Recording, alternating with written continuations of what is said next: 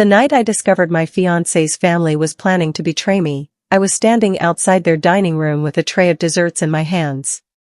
I had no idea that the next 60 seconds would completely change my future. I heard my name. Then I heard my fiancé say something I could never forget. Once she marries me, she'll sign whatever we put in front of her. I stopped breathing. For 3 years, I had believed Daniel was the man I would spend the rest of my life with. He was the person I called when I was happy, scared, confused, or simply having a bad day. And in 6 weeks, I was supposed to become his wife. But that night, standing outside that door, I suddenly wondered if he had ever loved me at all. Before Daniel, I had always been careful about trusting people. My parents taught me to work for what I wanted and protect what I had built. I owned a small apartment, had my own savings, and had worked for years to create a stable life. Then I met Daniel. He was charming, patient, and incredibly convincing. His family welcomed me almost immediately. Especially his mother, Victoria. She constantly called me the daughter she always wanted. She helped with our wedding plans, gave me advice, and acted as if she genuinely cared about my future. I trusted her. That was my mistake. Because now, I was standing outside her dining room, listening to her talk about me as if I wasn't even a person. She doesn't know anything, Victoria said. Another voice answered. Good. Keep it that way until after the wedding. Then Daniel spoke again. She trusts me. Victoria laughed. That's exactly why this will work. My grip tightened around the dessert tray. I wanted to open that door. I wanted to confront them. But instead, I stayed completely silent. Then Victoria said something that made my blood run cold. Her apartment could cover a huge part of the problem. My apartment? What problem? Suddenly, every strange question from the past few months came rushing back. Daniel asking how much money I had saved. Victoria asking whether I planned to keep my apartment after marriage. Daniel asking if I would ever combine my finances with his. I had thought those questions were normal. Now they sounded like pieces of a plan. I quietly walked upstairs before anyone could see me. I locked the bedroom door and stared at my engagement ring. 6 weeks until the wedding. 6 weeks until I became part of their family. But now I had one terrifying question. What exactly were they planning to make me sign? And I was about to find out. I didn't confront Daniel that night. That was the first decision I made after hearing everything. And honestly, it was one of the hardest decisions of my life. Because every part of me wanted to walk downstairs, throw the engagement ring on the table, and demand the truth. But I knew something they didn't. They still thought I was clueless. So I decided to let them believe it. The next morning, I walked into the kitchen with the same smile I had worn every other day. Daniel was drinking coffee. Victoria was preparing breakfast. They both looked at me. Good morning, sweetheart, Victoria said. I smiled. Good morning. Daniel kissed my forehead. For a second, I almost broke. How could someone who had just discussed using my apartment look at me like everything was normal? But I didn't say anything. I sat down and acted like the happiest future bride in the world. And that's when I started watching. Noticing. Listening. Daniel began asking more questions about my finances. Have you decided what you're doing with your apartment after the wedding? He asked casually.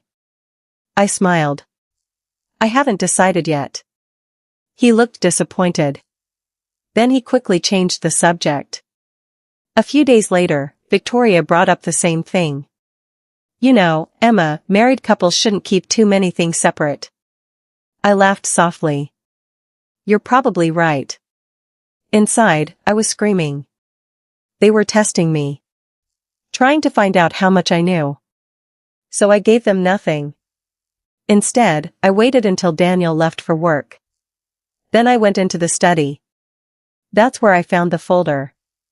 The same folder Daniel had given me weeks earlier. He had called it simple wedding paperwork. I had barely looked at it. Now I opened every page. And what I discovered made my hands go cold. There were business documents, financial agreements, and my name. Again and again. I kept reading.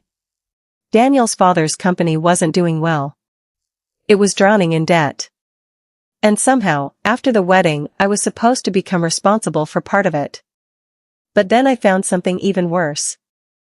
A document connected to my apartment. They had already prepared paperwork that could give Daniel control over assets I owned. They weren't asking me to help their family. They were planning to use my marriage to gain access to everything I had worked for. I sat there in silence. Then I noticed a date written on one of the documents. It was dated 3 days after our wedding. That meant this wasn't some desperate idea they had just created. They had planned it. Before the wedding. Before I even knew there was a problem. I took pictures of every page and carefully returned the folder exactly where I found it. Then I stood in front of the mirror. For the first time, I looked at myself differently. I wasn't the woman who was waiting to become Daniel's wife anymore.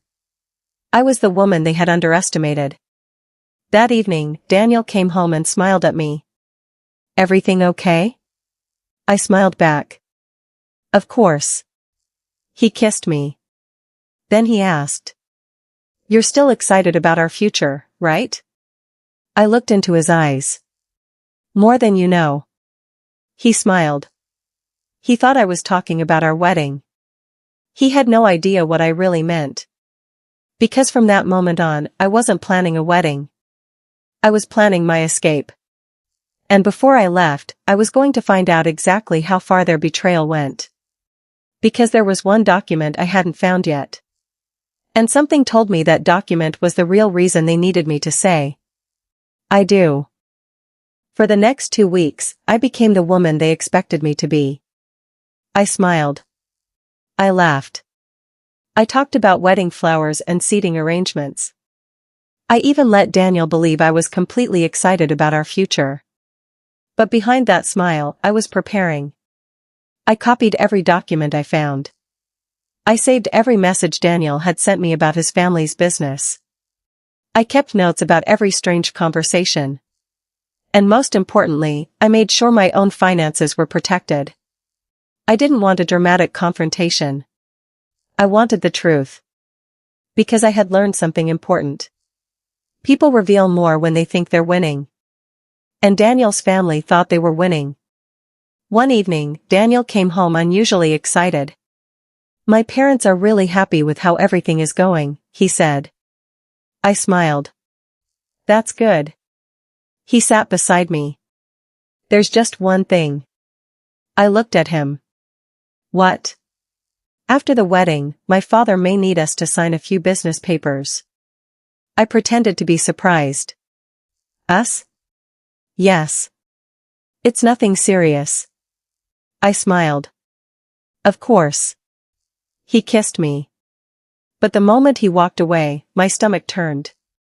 They were getting closer. Then came the rehearsal dinner. Everyone was there. Daniel's parents. His relatives. Our closest friends. The entire room was filled with laughter. Everyone thought they were celebrating the beginning of my new life. They had no idea it was about to end. After dinner, Victoria stood up.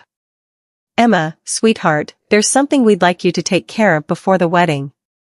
She placed a thick folder in front of me. Daniel smiled. His father leaned back confidently. I opened the folder. My heart didn't race this time. I already knew what was inside. The same documents. The same trap. Only now, they expected me to sign them in front of everyone. Victoria smiled. "It's just paperwork. Nothing complicated." Daniel reached for my hand. "Trust me." I looked at him. Those 2 words used to make me feel safe.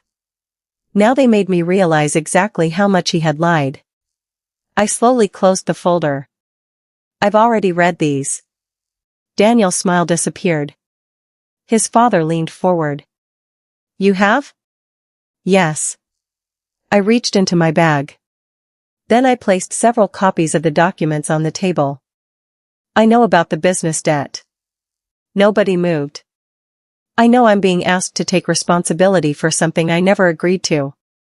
Victoria's face changed. Daniel stared at me. Then I placed one final document on the table. And I know you plan to take control of my assets after the wedding. Daniel stood up. Emma, wait. No. My voice was calm. Now you listen. The room became completely silent. Then Daniel whispered the question I had been waiting for. Who told you? I looked directly into his eyes. You did. His face went pale. I heard you that night. Victoria stopped breathing. Daniel's father looked at her. And suddenly, everyone at that table realized the truth. I had heard everything. But they still didn't know the worst part. Because I hadn't come to that dinner empty-handed. I had brought one final piece of evidence. And once I placed it on that table, there would be no way for Daniel's family to explain their way out of it. For several seconds, nobody at the table moved. Daniel stared at me like he was seeing a completely different person. His mother looked terrified. His father kept staring at the documents in front of him. And I was finally calm. Because for weeks, I had imagined this moment. Daniel was the first to speak. Emma, please. You don't understand. I almost laughed. I understand more than you think. He stepped toward me. This isn't what it looks like. I looked at him. Then tell me what it looks like. He opened his mouth. Nothing came out. His father suddenly interrupted. The business is struggling, yes. But we never intended to hurt you. I picked up one of the documents. Then why was my information already filled in? Silence. Why was this prepared before the wedding? Still nothing. I looked at Victoria. Why did you ask about my apartment? Her eyes filled with tears. I was only trying to protect the family. I shook my head. No. You were trying to protect the family with my money. That sentence changed the entire room. Daniel finally reached for my hand. Emma, I love you. I looked down at his hand. Then back at his face. If you loved me, you would have told me the truth. He had no answer. I slowly removed my engagement ring. The sound of it hitting the table was small. But in that silent room, it felt louder than anything I could have said. Daniel stared at the ring. You're leaving me? I nodded. I'm leaving the version of you I thought I knew. His face changed. He tried to apologize. He blamed his parents. Then he blamed the business. Then he said he had only gone along with the plan because he was afraid of losing everything. But that wasn't my problem anymore. They had spent weeks planning how to secure their future. Now they could face it without me. I stood up. You didn't lose me tonight, Daniel. I looked directly into his eyes. You lost me the moment you decided my trust was something you could use. Then I walked out. But I didn't simply disappear. I protected myself. Every document was properly reviewed. Every account was secured. Every arrangement connected to the wedding was cancelled. And the evidence I had collected made sure their story couldn't simply be rewritten. Soon, the questions started. People who had trusted Daniel's family began asking where the money had gone. The business problems they had hidden became impossible to ignore. And Daniel kept calling me. First, he apologized. Then he begged. Then he blamed everyone except himself. I never answered. Months later, I moved into a new apartment. It wasn't the life I had planned. But for the first time in months, I could breathe. One evening, I received a final message from Daniel. You were never clueless, were you? I stared at those words. Then I smiled. Because he finally understood. I wasn't clueless.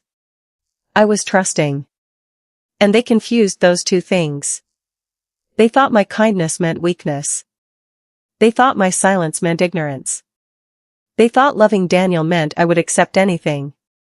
They were wrong. Sometimes revenge doesn't look like destruction. Sometimes revenge is simply walking away with everything they tried to take from you, your dignity, your freedom, and your future. They thought I would sign. They thought I would stay. They thought I knew nothing. But the person they underestimated had been watching the entire time. And in the end, their biggest mistake wasn't betraying me. It was believing I would never discover the truth.